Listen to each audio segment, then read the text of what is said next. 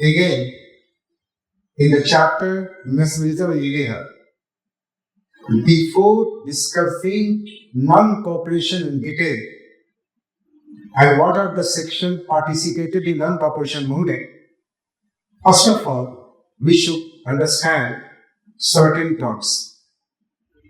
The certain terms are Swaraj, dominant status, Home Swaraj and Home Rule. पहले इस terms को समझा जाए तब हम समझ पाएंगे असहयोग कौन देता। अब स्वराज से हम क्या समझ, स्वराज शब्द जो था earlier it was used by Swami Dayanand Saraswati in 1876। ये शब्द का प्रयोग स्वामी दयानंद सरस्वती जी ने 1876 में ही किया। उसके बाद Gopal Krishna Gokhale in 1905 he used this term Swaraj, and later on दादा भाई नौरोजी, जिसको हम लोग grand old man of India कहते हैं, उन्होंने first introduce the concept of Swaraj that is self rule as a national demand in 1906। National demand के रूप में दादा भाई नौरोजी ने की। कब किया? इन 1906। तो फर्स्ट व्यक्ति कौन थे जिसको स्वराज का प्रयोग किया? वो है Dayanand Saraswati. Second Gopal Krishna Gokhale and third दादा भाई Naoroji, which is known as the grand old man of India। अब इस स्वराज में पाते स्वराज से आप समझते इनका मुख्य उद्देश्य क्या है? Govern by own people. Swaraj का मतलब क्या है? He will be governed by own people. That is, that Indians will be governed by Indians. Major subjects, लेकिन तो मुख्य सब्जेक्ट्स थे like defense, foreign affairs and communication will be under control of colonial master।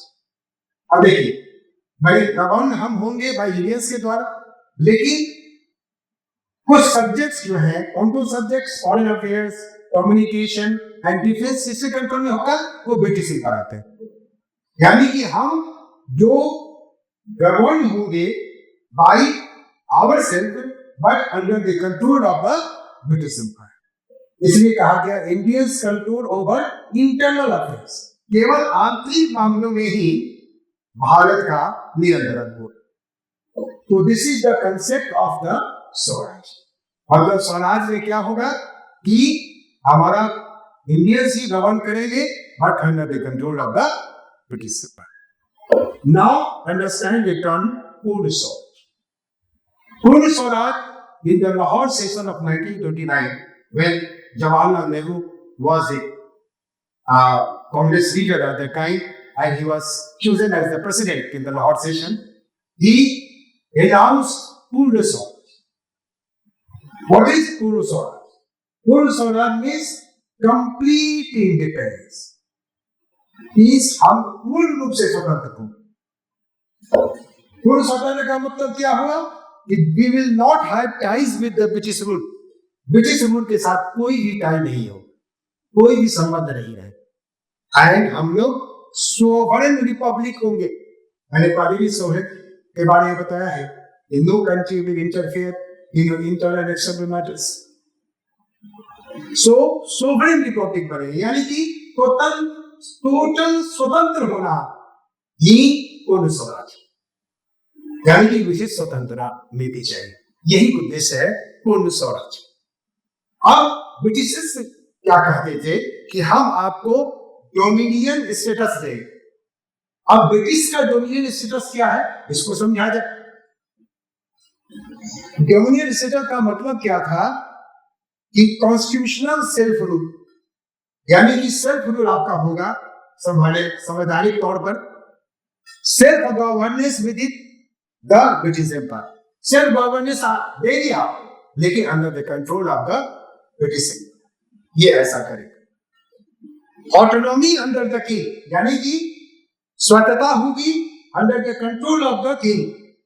British emperor will remain the constitutional head of the self govern country, यानी कि British emperor ही इसका सामरिक तौर पर हेड होगा.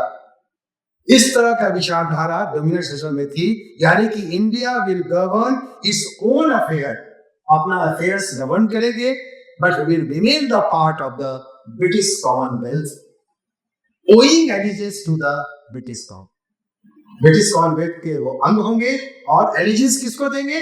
British common. सेल्फ रूल उनका रहेगा. They will control by the Indians but under the control of the British सब. अब एक नया कंसेप्ट आया, वो था home rule. Home rule concept किसने दिया? वो दिए बाल Gangadhar Tilak and Annie Besant के द्वारा. अब होम रूल क्या? अब इसको समझते हैं. Indians would manage their own local affairs, यानी कि स्थानीय अफेयर जितना है, स्थानीय जो प्रशासन है, वो कौन मैनेज करेगा? It will be manage by the Indians. लेकिन यहां भी यही बात कही गई कि India will remain the part of the British empire, यानी कि ब्रिटिश एम्पायर भारत से जाएगा नहीं. यानी कि ब्रिटिश एम्पायर जब भारत से नहीं जाएगा तो हम पूर्ण स्वतंत्र तो हुए नहीं, हम तो केवल लोकल अफेयर्स को ही मैनेज करता है. Actual control is under the hands of the British empire. Home rule में भी यही बात की गई कि we will be the part of the British empire, only the local autonomy होगा विद इन द ब्रिटिश. यानी कि केवल पूर्ण स्वराज छोड़कर इस सभी स्वराज में, डोमिनेट स्टेटस में और होम रूल में सेल्फ रूल की बात की गई, लेकिन under the control of the British empire. But in Purna Swaraj में क्या किया गया कि हम लोग सोवरेन रिपब्लिक बनेंगे without the control of the British.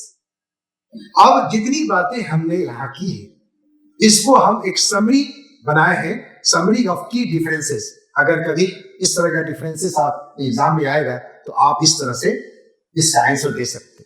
Concept है इसमें, स्टेटस विथ ब्रिटेन है और क्या गोल है. पहला हमको लेके चलते हैं होम रूल. होम रूल में क्या होगा? स्टेटस विथ ब्रिटेन क्या होगा? पार्ट ऑफ द एम्पायर, माने हम उसके अंग होंगे. और यहाँ क्या आएगी? लोकल ऑटोनॉमी, स्थानीय तौर पर स्वतंत्रता. डोमिनेंट स्टेटस में क्या होगा? पार्ट ऑफ कॉमनवेल्थ होंगे हम, और इंटरनल सेल्फ रूल होगा, केवल आंतरिक सेल्फ रूल होगा. स्वराज में क्या होगा? ग्रेजुअली मतलब कि ब्रिटेन के साथ ही रहेंगे और यहां भी सेल्फ रूल होगा. लेकिन पूर्ण स्वराज में no association with the British empire, only the complete independence, that is the sovereign Republic.